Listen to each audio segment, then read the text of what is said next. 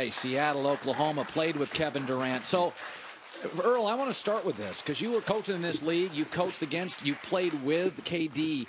We've seen now 3 ejections. So, Earl, this isn't really KD that I've grown up to watch here. What's going on with him? You can't be one of the best players in the league and not have some nasty to your game. So KD has it. I think what you see is a team that's been structured. They don't have Matt Barnes anymore. They don't have that guy who can come, who can be nasty, be that the guy to protect the players. Be what that about enforcer. Draymond? Draymond can't continue to get kicked out. He's such a big part of the team. He does a lot for that team, assisting, driving, defensively talking, scoring, making big. He's a big-time playmaker for that team. So I think we just see now KD has to stand up for himself, and he's trying to send a message. Like, Boogie Cousins, the forehead to KD's chin, he felt that. So KD had to stand up for himself. He had to say something. He had to get ejected. So you feel this is kind of a game plan by KD. He's very aware of what he's doing. He's aware of what he's very aware. He's very strategic. He's very intelligent. Great person.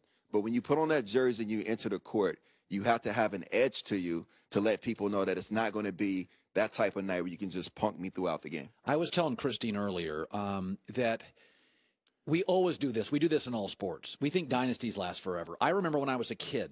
Now that I'm aging myself, but in the mid '70s, the Cincinnati Reds had Johnny Bench and Pete Rose and Joe Morgan and all these great players. I thought it was going to last for a decade. About 4 years into it, they all break up. They go different places.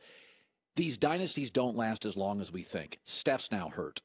KD's had injuries. How long do you think this dynasty, Klay Thompson could leave, lasts? This dynasty in Golden State is young enough to have impact longer than most dynasties. Okay. I think what's interesting is the money.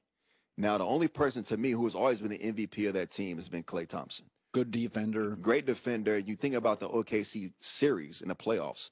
He'd held them down and hit a lot of big shots offensively to keep them in the game, if not to win the game. And he's always going to defend the other team's best offensive player. So to me, Klay is the guy that's kind of shifty. You don't know what could happen with him. And if they lose him, that's a big loss for the Golden State Warriors. Yeah. Klay and Luke Walton are very close. If you were going to try, let's say you were rival executives and you said, we got to break this thing up. Would you go after Klay? I would go after Klay, especially with Lonzo. Klay and Lonzo just fit perfectly with each other. Lonzo's a pass-first point guard, and with passers, he has to learn how to score Lonzo.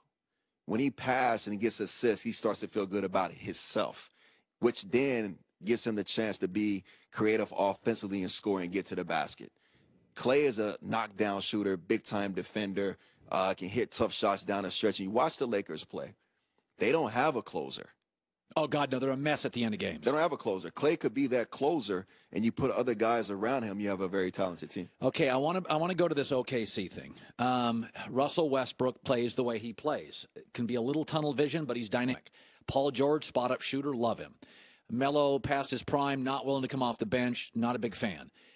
But at some point, if you ran OKC and all of a sudden you're a 5 or a 6 seed, it's not brilliant. It's not working out. Would you consider saying, listen, Paul George can leave me in a month, 2 months, 3 months. I'm just going to make a move at the end of the day and deal him. If this thing isn't great near the trading deadline, Earl, it's just not what you thought it was. It's not working. Would you consider trading before the end of the year to get something from the Lakers, trading Paul to L.A.? No, I wouldn't. And I think Sam Presti's a visionary. He's the GM of OKC. He came into the business at a young age, and he drafted Kevin Durant, Russell Westbrook, James Harden. He knows talent. Steve Adams. Steven Adams. Pretty good. He knows it, and he sees it as a visionary. The thing with OKC, you have 3 guys you mentioned. You have Russ, who was my teammate at OKC. You have Melo, who was my teammate in Denver. Paul George, who we played pickup with at UCLA over the years. You have 3 guys that can go for 50 in isolation basketball. What they have to learn to do is to play off of the pass, score in different ways, move the ball, playing a 0.5 mentality, which the Spurs have displayed over the decade. Can they do that? Yes, you can do that. You just move the ball. Yeah, but I mean, it's easier said than done with Melo. You played with Melo. It's not like that all the time. People hit Melo and they take on Melo. He's not a winner. He doesn't want to win. He's a bad. I love Melo. I was with Kenyon Martin the other day. We were talking about Melo. I love Melo. You have to understand him, engage him, and realize like every rhyme and reason is different for each player. And once you engage each other, it's like a band. Everyone has a different instrument they must play, but it all makes beautiful music if you play it at the right time. So he's the crazy drummer. He's not the crazy drummer, but he could be a drummer. To me, Russ is the crazy drummer. It just fits his personality. He's Tommy Lee. Tommy Lee. Okay. So I'm watching the Cavs, and Christine, she thinks the Celtics are going to win the East, and I think Christine on that one's crazy, and I like the Cavs. And I'm sitting there last night. Isaiah Thomas is an all-star. Now, he's not going to be as productive as he was with Brad because they really needed him to score a lot. But, like, they're reeling off, like, 10 straight wins. And if you look at their schedule, they could win 19 to 20, the Cavs, and they don't have Isaiah Thomas. He could be there by Christmas. I don't know. Like, I know I got nothing against Boston, but they're going to be relying on a 19-year-old in the playoffs, Jason Tatum. I get Love and LeBron and Isaiah and Crowder. How is Isaiah Thomas going to fit in here? Early was an all-star last year. First off, Brad Stevens is a master coach. We know that. He's done it. He's done it in college. He's doing it in the NBA. You look at Cleveland, they don't have Isaiah Thomas or Derrick Rose, and they're running off these wins. It's incredible. It's a lot of teams. Crushing people. About 97% of the teams in the NBA are competing to keep a job, coaches in front office. 3% are competing to win in June. The Cavs, I've always been that team where you know they're going to be there in June, wherever LeBron is at. They're competing to win in late June, so they're projecting over time to be polished, to be on point later on during the season. Now, you think about moving forward. They understand they're closing out this year, and they're headed into January. So they want to head into January being polished and being on point, going into All-Star break, gearing up for a mindset, a strategic mindset of chess moving forward for home court advantage and who they want to play and who they don't want to play depending on travel. So yesterday I did something. I got some pushback. I watched my first game November 13th, 1971. Portland was in Los Angeles. That was the first game I watched. So I said from that point forward, I don't count Bill Russell. I didn't see him play. I don't count Wilt because Wilt was old with a headband. I said, you keep telling me guys are going to dominate this league. 8 players in my life, 1971 to today, have changed the league. They're not always the best player. Have changed the league. Here is my list.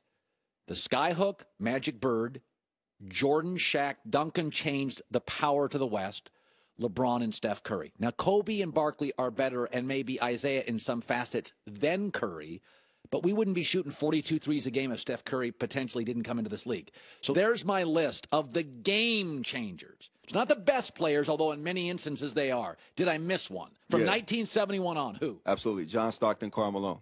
They introduced the pick and roll, which is now dominant up today. Wait a minute. Where'd you come up with that one? Where? The pick and roll with John Stockton and Karl Malone is legendary. Oh, I know. I watched it for 15 years. Yeah, so it introduced it, which allows Steve Nash to come into the NBA and manipulate the pick and roll. Okay, John, let's work on the graphics. Let's add 2 more. That's a really good one. Yeah, Steve Nash as well. No, now you're just extending it into crazy people. No, I'm not, and I'm going to tell you why.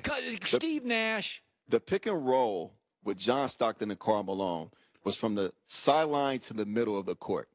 Pocket pass to Karl Malone rolling through the baseline.